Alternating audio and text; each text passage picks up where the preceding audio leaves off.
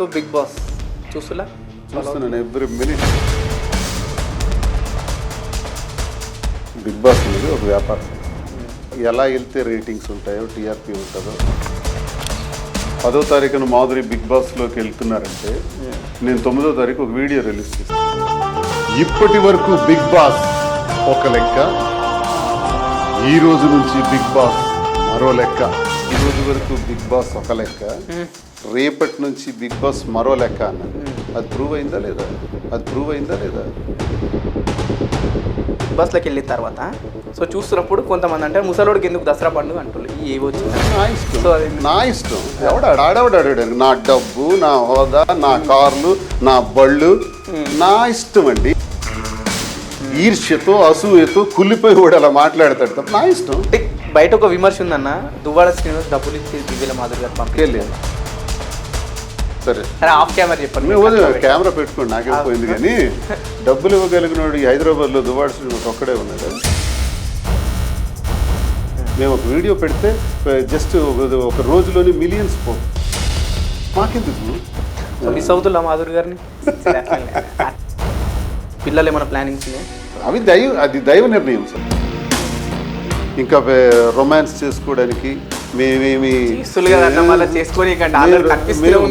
మేము బ్రతికుంటాం. మీకు ఒక వీడియో చూపించాలి నా ఫోన్ ఒపీనియన్ చెప్పండి. నాకు మేము కలిసి ఉంటున్నాం తప్ప ఇలా టైం పాస్ పనులు చేయడానికి మేము లేము. సోషల్ మీడియాలో కొన్ని నిన్న చెప్తుంది ఈ కామెంట్ చూసినప్పుడు, ఎందుకు ఆయన ఈ రోజు మేము ఇన్స్టాగ్రామ్ ఎప్పుడు డిలీట్ చేసుకుందామన్నా చేసేయమనండి, బ్లాక్ చేసుకున్నాం. మీరు మాత్రం ఆపరు. నో, వాడ శ్రీనివాస్ వార్త ఎవరికైతే ఇష్టం లేదు ప్లీజ్ బ్లాక్.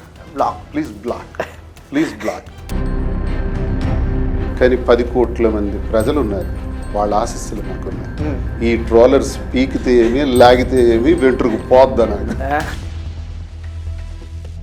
ఎంతమంది ట్రోలర్స్ ఉన్నారో అంతమందికి నా సాష్టాంగ ప్రణామాలు. మీ వల్లే, మీ ట్రోలర్స్ వల్లే నేను పైకి వస్తున్నా. ట్రోలర్స్ తొక్కితే నేల మీద పడిపోవాలి. సస్పెండ్ చేసిన తర్వాత ట్రోలర్స్ చేసిన దానికి నా వ్యక్తిగతంగా నేను చేసిన తప్పు అయితే ఉరేసుకుని చావలా. మానసికంగా వాళ్ళు చనిపోయారు కదా మీరు చేసిన ఈ అంత సంతకి. ఎవరు చనిపోయారు? మీ సొంత ఫ్యామిలీ.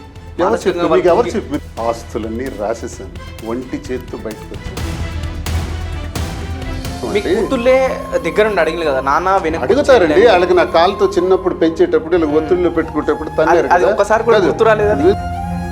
నా పిల్లలు నేను కాకపోతే ఇంకెవడు చూస్తాడు? దువ్వాడ శ్రీనివాస్ ఇలా ఉన్నాడు 2 రాష్ట్రాలకి. నా పిల్లలు ఇంకా హై లెవెల్లో ఉంటారు. అది నా లైఫ్ ఎయిమ్. నాతో వచ్చిన మాధురి కూడా తప్పే చేశాం. తప్పు నిర్ణయం తప్పిది, కానీ తప్పలేదు. ధర్మరాజు లాంటి వాడికి తెలిసి జోదం ఆడాల్సి పరిస్థితి వచ్చి రాజ్యాన్ని కోల్పోతే ఆఫ్టర్ ఆల్ దువ్వాడ శ్రీనివాస్ ఎంత. కానీ నిజంగా ఒక ఎక్సలెంట్ ఒక స్టేట్మెంట్ అయితే ఇచ్చాలంటే అది తప్పించుకోవడమా లేకపోతే చెప్పడమేమో కానీ నేను చేయట్లేదు దేవుడు చేసిలని ఒక స్టేట్మెంట్. ఎవడైనా అంతే, మీరేనంత. మీరు నన్ను వచ్చి ఇక్కడ కలిసారంటే భగవంతుడి నిర్ణయం, మీ నిర్ణయం కాదు. మా ఓనర్ నిర్ణయం, మా CEO నేను పలానా వాళ్ళకి అప్డేట్ ఇచ్చిన పలానా దువ్వాడ శ్రీనివాస్ గారు ఇస్తారు కానీ ఇక్కడ మధ్యలో దేవుడు శాలరీ చెప్పిందేనండి. ఈ క్షణంలో మనం కలిసాము అంటే అది భగవంతుడి నిర్ణయం. ప్రతి కలయికకి, ప్రతి క్షణానికి, ప్రతి నిమిషానికి ఆయన లీలలే ఉంటాయి. సో భక్తి బాగానే ఫాలో అవుతారు పక్కాగా. 24 గంటలు నా మనసులో ఉండే దైవత్వం. నమ్మనవాడు మూర్ఖుడు. ఎక్కడన్నా మీ లవ్ స్టోరీ స్టార్ట్ అయింది? లవ్ గివ్ వేయట్లేదు. చూడండి, 60 yearsలో నాకు లవ్, ఆమెకి 35 years అయిన తర్వాత ఆమెకు లవ్లు ఉండవు.